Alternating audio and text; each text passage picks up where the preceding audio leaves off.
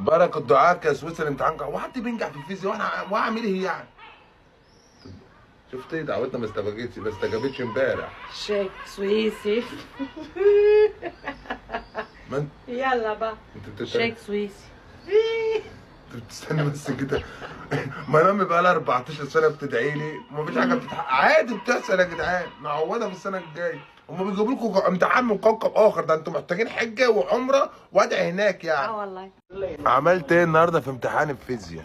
ما انا الفيزياء يا صاحبي، بص بقى الفيزياء اللي انا فيها.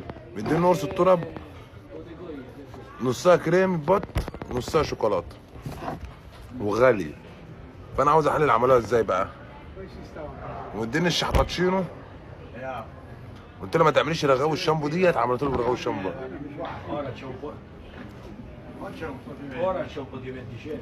وانت اللي مخليك كل الساعه في الشمس ما تروح.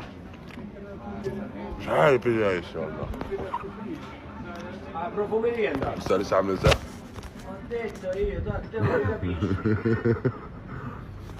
السترة بالاسف بتاعتنا بتاكلها نكهه. خارجه معاها النهارده منها اجازه، قالت لي يا ابو الجو خانقه وبقى مسيطره في الدار خالص، تعال نخرج من فوق صح؟ وهنطلع نشوف بقى محل المحاميل ونشوف محل التليفونات ونظبط العمل. سيبي لي حته قرص، انا جايب واحده معلش، امك خدت مني فلوس واحنا ما سابتناش الا 2 جنيه. احلى مسا عليكم.